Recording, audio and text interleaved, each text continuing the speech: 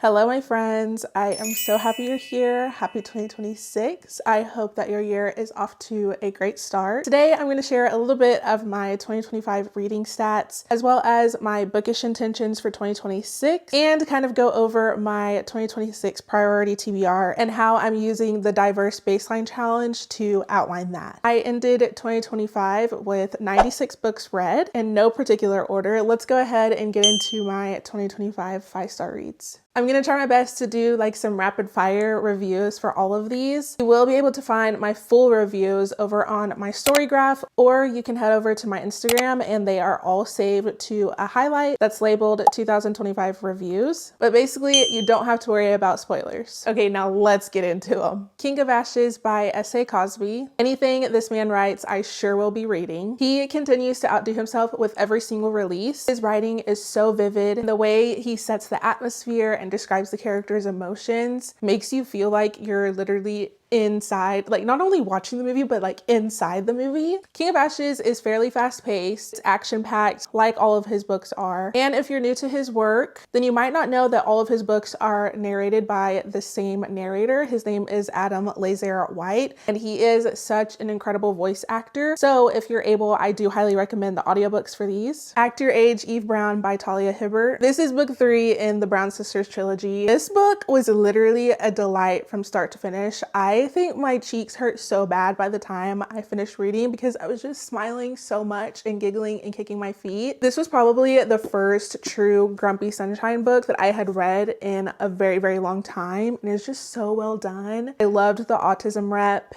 and honestly, it's surprisingly spicy, which I've come to find with all of Talia Hibbert's books. One thing I really want to highlight is that this series, and I'm pretty sure all of Talia Hibbert's books, with the exception of her YA romance, which is Highly Suspicious and Fairly Cute, are written in third person. And I bow down to Talia Hibbert because she is the author that was able to help release the shackles that only reading romance in first-person point of view had on me. If you have read this series, let me know who your favorite brown sister is. Safety Net by Deanna Gray. This was one of my most anticipated releases for 2025, and Miss Gray delivered. It is book 3 in the Mendel Hawk series. Celeste is a musician who struggles with social anxiety and is just always very, very quiet. And Lincoln is a hockey player who is known to be like the life of the party and the jokester, and who knew that they'd be a match made in heaven. It is very fluffy and it's very sweet, but I really love that we were able to get to know Lincoln and Celeste to their core. Their love is just so pure and tender and wholesome. And to top it all off, this series as a whole has one of my absolute favorite tropes, and that is found family. And I literally cried like 4 different times reading this. It was just so everything. Just seeing their friends and their community rally behind them just warmed my heart. I highly recommend the other 2 books in this series as well, which are Sunny Disposition and Team Players. And word on the street is the author is also in the process of working on book 4. All My Rage by Sabaa Tahir. I went into this book blindly, as I do with most books, but I really had no clue what to expect with this one. This is one of those books that I feel like should be required reading. I had never read another book by this author, and her pen game goes absolutely crazy. And the tears that I shed for these fictional characters should be studied. We follow Salahuddin and Noor, who grew up together. They're like 2 of the only Pakistani kids. Naturally, they deal with things like racism. And not only that, they've got a lot of shit going on at home. This book is quite literally an epitome of roller coaster of emotions. And honestly, I can't recommend it enough. Fast by Millie Belizaire. This book absolutely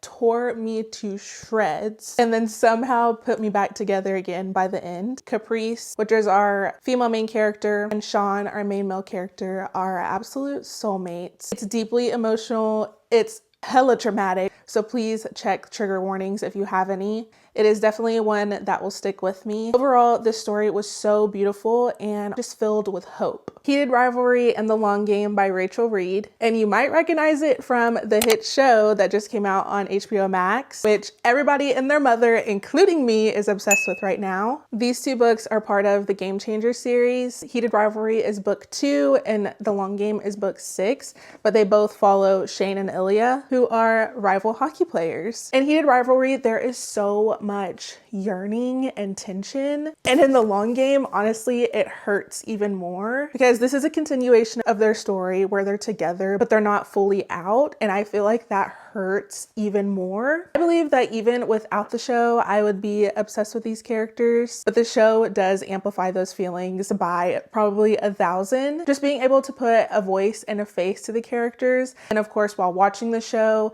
and having read the book, you know all of their inner thoughts. If you haven't hopped on the Hollanov bandwagon, then I suggest you come join us because it's really fun over here. Thirsty by Jazz Hammonds. This is one of those books that just hit so hard that I don't even know how to review it or like put it into words. This is about a girl named Blake, and it's the summer before her freshman year of college, and she and her girlfriend are trying to get into this exclusive society at the university that they're going to be attending. There's so much that goes on in this book. There are depictions of alcohol and alcoholism and how it not only affects the addict, but the people around them. Blake is a biracial child with a non-Black mother, and that is a very big theme in this book. Lots of self-identity and self-discovery, and honestly how alcohol can play a negative role in social settings. Jazz Hammonds is one of my auto-buy authors. They also wrote We Deserve Monuments, and that is one of my top reads of all time. And both of these books have had me bawling my eyes out. The Lesbiana's Guide to Catholic School by Sonora Reyes. I literally kicked myself for putting this book off for so long. This is so fucking good. I fell in love with our main character, Yamilet. From the very first page, she just has the best personality. She's fucking hilarious. She's one of the only Mexican girls at her new, mostly white Catholic school, and she intends on keeping the fact that she's gay a secret from everyone.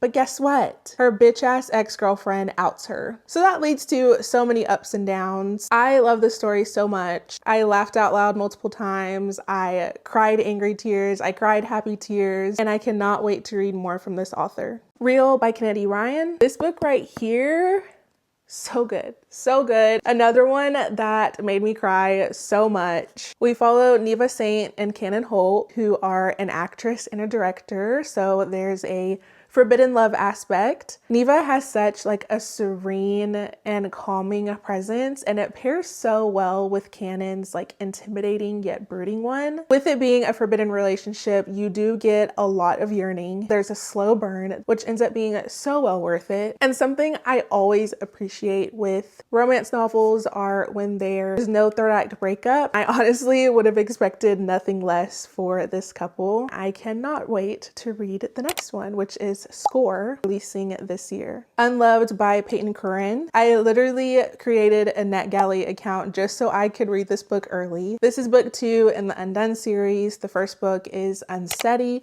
I loved that one. And Unsteady is actually where we kind of meet Freddie and Ro, who are the main characters of this story. And while I was reading Unsteady, I was just craving more of Freddie and Ro. And when I tell you Miss Peyton wrote her ass off, she really did that. We've got a hockey player, we've got a tutor, and we've got a friends to lovers situation going on, forced proximity. This book was just so lovely and emotional, and they're just everything. And of course, like I mentioned earlier, it has found family, which is my absolute favorite. And lucky for me, I actually got the advanced reader copy for Unbound. Well, I got the advanced reader copy for Unbound, which is book 3. I cannot wait to read it, even though I know it's going to be even more devastating. But Unlove with Freddie and Ro is absolutely precious. Lost and Lassoed by Lila Sage. This is book 3 in the Rebel Blue Ranch series. Teddy and Gus are just so precious, and they're used to being the caretakers for everyone else. And seeing them be able to strip themselves bare, literally and figuratively, is just really wholesome. Another one that has found family that had me bawling my fucking eyes out. Also came to find out in 2025 that I really enjoy the single parent trope for some reason. This book was just addictive and I didn't want it to end. Take me back to Rebel Blue Ranch. The Loser's Duet by Harley LaRue. This is actually 3 books. The first one is called The Dare, and you don't really have to read it in order to understand the other 2 books. We have Losers Part 1 and Losers Part 2, and it follows the same characters. I was literally hooked from the first chapter of The Dare and could not put down any of the books once I started. It's a polyamorous relationship. There's one girl, Jessica, and 4 boys. We have Manson, Lucas, Vincent, and Jason. I really admire Harley's ability to write and bring to life 5 different characters, all with their own point of views. They all have very distinct voices, and I feel like I know them all personally. I loved Jess's like push and pull dynamic and the good girl, bad boy dynamic. And while this is an erotic romance, it doesn't lack that emotional depth. That's something I really appreciated. When a book or series has you hunting down character art, that's how you know it was good as fuck. Luckily for us, Harley, the author, commissions art a lot. So they share it on their page, and then also just other fans of the series post and share their character art that they created. Adult Children of Emotionally Immature Parents by Dr. Lindsay C. Gibson. The author really just teaches you how to identify certain behaviors in emotionally immature people and how to separate yourself from them so that they can't affect you anymore. I really appreciated how she provided experiences and testimonies from her clients. They were really eye-opening and honestly validating. It really just drilled into my head that you can't control how other people act, but you can control how you respond to them. And overall, it was just really insightful for me. The Devil's Playground by Charlie Cox. This is book 4 in the Detective Alyssa Wyatt series. I just love me a good detective-led crime thriller novel. All the books in this series are good, but this one was a huge standout to me. I literally was crying by the end of it, like hello, especially given like the subject matter, like it's about a fucking satanic cult, and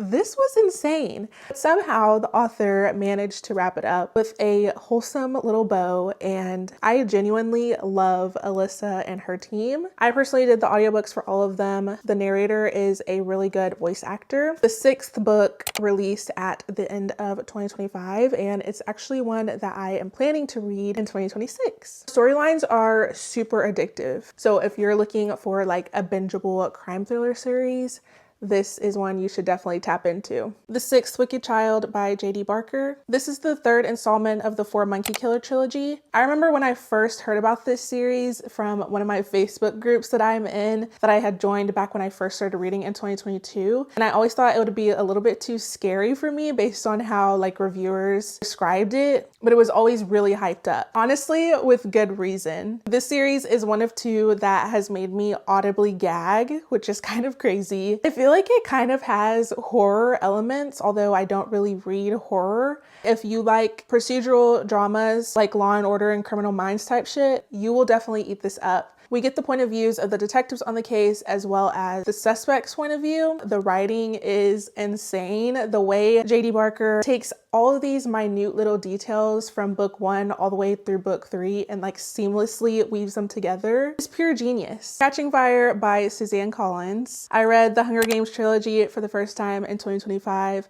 I had only seen the first 2 movies and like part of Mockingjay Part 1. And honestly, reading the books, everything makes so much more sense. Catching Fire is just a phenomenal sequel. I became super attached to the characters, and truly the writing is just so vivid and cinematic. It was such a great experience reading the books and then watching the movies after. This series is iconic for a reason. And last but most definitely not least is Please Don't Go by E. Salvador. I was pretty intimidated by the size of it because, as you can see, she is a thickums. But when I tell you that every single word counted, and literally probably by like 50 or 60%, I did not want it to end. And that's saying a lot because this is a 539 page book. Both of them are just like stricken with grief and coping in 2 completely different ways. And they sort of form this friendship, although it's kind of unwanted by Josie at first, just because she is standoffish with everyone, but you find out why. This book single-handedly renewed my faith in this new era of romance novels. At the time, I was in a huge romance slump. Like every single book that I was picking up that was romance was not sticking, did not have those elements that I look for in a romance. It is deeply emotional, but it's also hilarious. It's super tender, but it's also really spicy. There's found family, there's great banter, and honestly just really lovable characters. I didn't set any goals for 2026, more so just some intentions. The first one is no physical book buying unless it's a trophy. So essentially I'm on a self-imposed book buying ban. As it turns out, like 90% of the books that I read are either via my Kindle or audio. So there's absolutely no reason for me to be buying paperback books unless, like I said, they are a book that I want to keep on my shelf forever. So if it's something that I rate like 4 stars or higher and I happen to be out and about at a bookstore or bookshop.org happens to be doing a sale, then I can buy said book. Now, if somebody happens to gift me a book or send me a book for my wish list, that doesn't count. However, my physical TBR is honestly out of control. I don't even want to count the amount of books on my physical bookshelf that I have not read. But that is something else that I intend on tackling in 2026. I also want to continue writing reviews for all of the books that I read. That was one of my intentions for 2025, and I am actually so proud of myself for doing it. And it's not like there's some 5-page essay reviews. It's literally just a few sentences with my thoughts and feelings about the book. When I go back to them and read them, I'm actually like, oh shit, I do remember that from this book, or I do remember that feeling this book gave me. In relation to book reviews, I also want to consider posting more book reviews over on my Instagram feed. I know a lot of people in the book community talk about how book reviews don't get as much like attention or interaction. The people who are meant to be in your space and meant to engage with your content are going to engage. Social media as a whole for right now is not my job, it's my hobby. I enjoy sharing my life and sharing the things that I love, and so honestly the engagement is like whatever, I don't really care. I am so grateful for all of the people who continuously hype up my content, but it's not something that I focus on. So with that being said, I do want to try to share book reviews more often, even if it's just like a roundup at the end of each month of all of the books that I rated between 4 and 5 stars.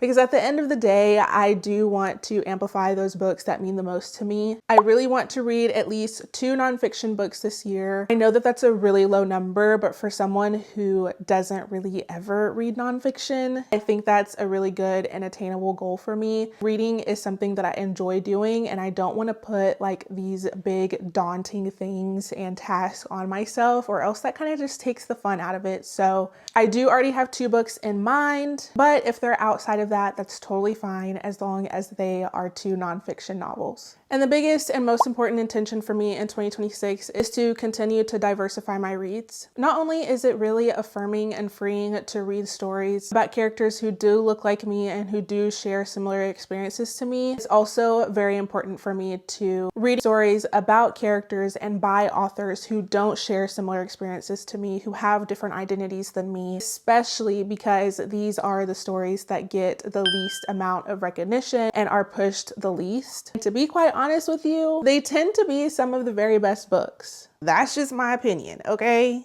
Okay. With all of that being said, in 2025, I created a priority TBR, and that list really just consisted of random books that had either been on my TBR for forever or that had just been on my TBR and I'd been telling people that I was going to read them. And I'm honestly happy to say that that was a stacked list because pretty much all of them were rated 4 stars or higher. Anyway, for this year, I am making my priority TBR list a little bit more structured. I am using the diverse baseline challenge in order to do it. This challenge was created by these 3 lovely creators. The whole point of it is to read and uplift racialized stories and authors all year long. And while their challenge consists of 36 prompts total, I have condensed it for myself into 12 prompts. I believe the main challenge is set up on Storygraph. I'm gonna leave their card link down below in the description.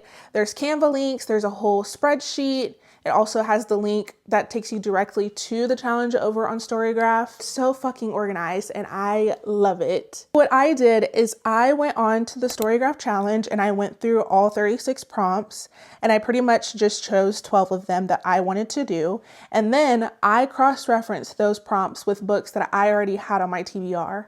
And the really cool thing is on Storygraph, they have added books to the prompts that fit said prompt, if that makes sense. So if you click on one, you can scroll through and see all of the books that align with that prompt. I have at least 3 options for every single prompt. Instead of having to read a specific book, I have options. Now, this isn't to say I'm not going to read any of these books because, like I said, most of them are already on my TBR because they're books that I want to read. But this just helps me stay organized. You'll also see that I added a platform that I'm able to access the book on if it's not on my bookshelf. There's a whole other thing and great thing is that some of the books that are on here are on my bookshelf, and that will also help one of my other bookish intentions of tackling my physical TBR. Overall, I'm really looking forward to this, and I'm just looking forward to 2026 in general. I'm just happy to have a fresh slate, a fresh start, and I really hope to share more bookish centered content over here on YouTube. I believe that is all I have for today's video. The link for the Diverse Baseline Challenge is in the description. If you want to follow along with me in real time, make sure you're friends with me over on Storygraph and on Instagram because that's where I am the most active. Let me know if you have read any of the books that I mentioned today, and let me know some of your intentions for 2026. As always, thank you so much for watching. Please leave a like and a comment and subscribe if you enjoyed today's video, and I'll see you in my next one. Love you, bye!